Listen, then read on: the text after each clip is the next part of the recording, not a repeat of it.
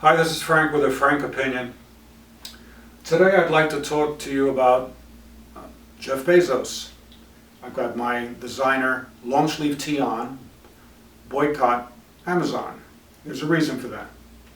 But first, I want you to take note and write down the following web address. You're going to love it.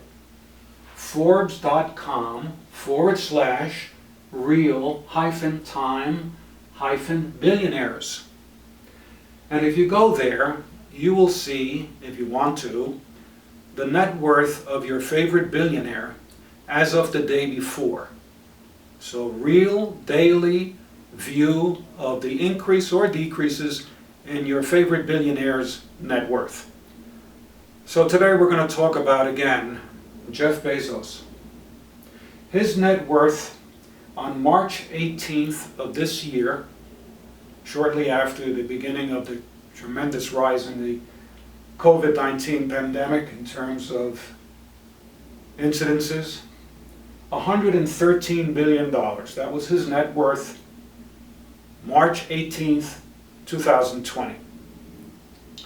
His net worth yesterday, June 10th, because we can find it out here at this wonderful web address, is $158.5 billion. That's an increase of $45.5 billion in 84 days. Let that sink in, please.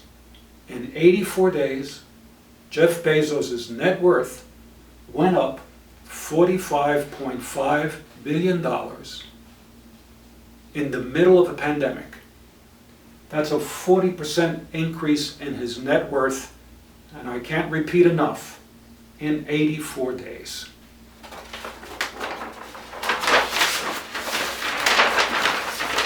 Amazon, a little bit about their tax history, and some of this has become common knowledge.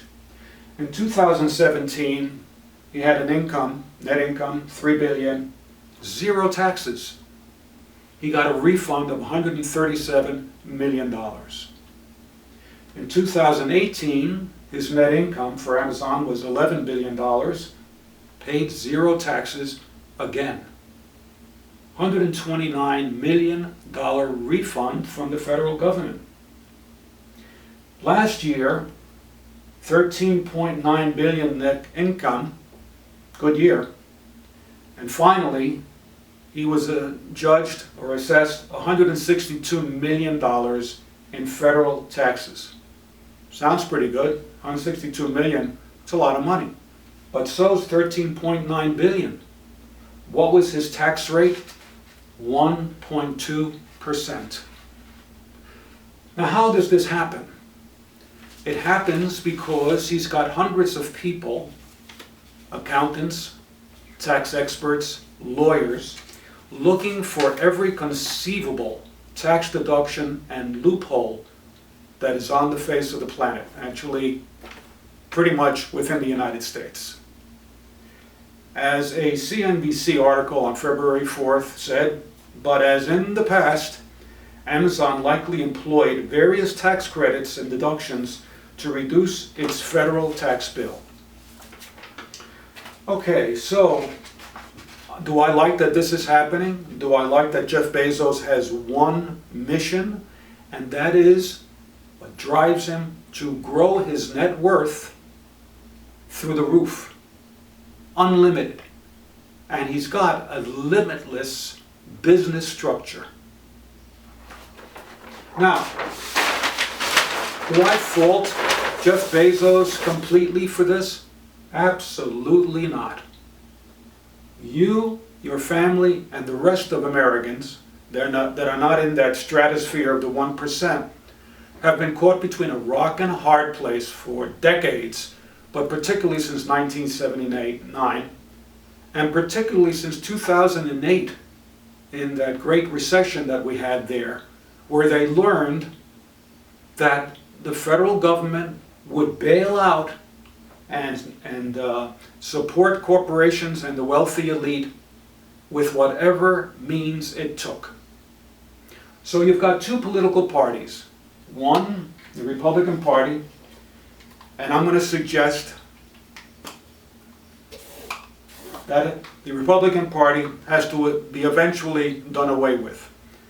Noam Chomsky, I agree with this particular statement where he said a couple of years ago, the Republican Party, which absolutely does nothing to benefit low working family, middle income, and even upper middle income families, should be done away with. They are, in his words, the most dangerous organization in the history of the world. Okay. But we also have another party that everybody says is equivalent to this Republican Party.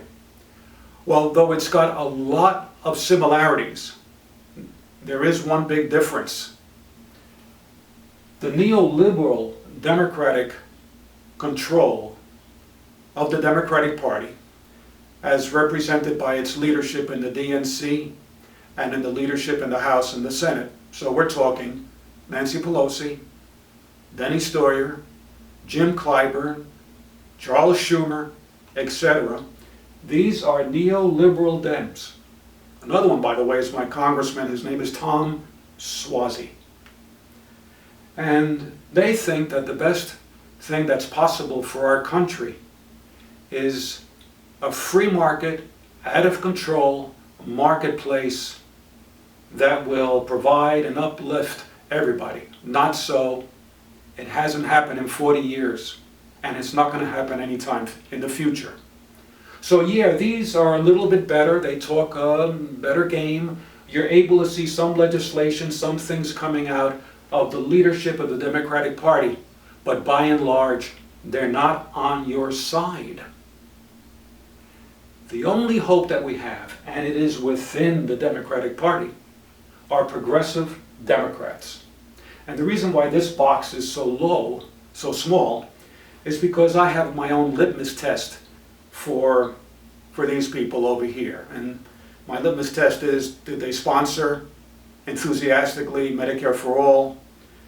Did they say no to an increase in the defense budget? Did they sign on enthusiastically to the Green New Deal? I count very few Democrats that are able to, where I'm able to check off on those three boxes, my three main litmus test boxes.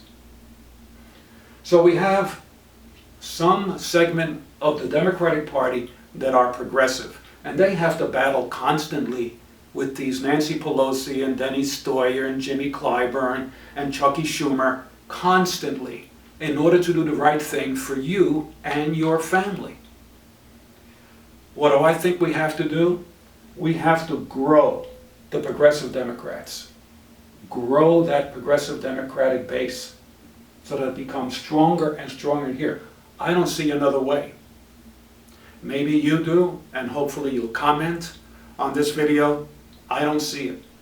So we've got to dilute, let me do it this way, dilute neo-lib Dems that are not on your side, and grow the progressive wing of the Democratic Party as soon as possible. Thanks for your attention, and don't forget that fabulous website. Look up the net worth of your favorite billionaire today.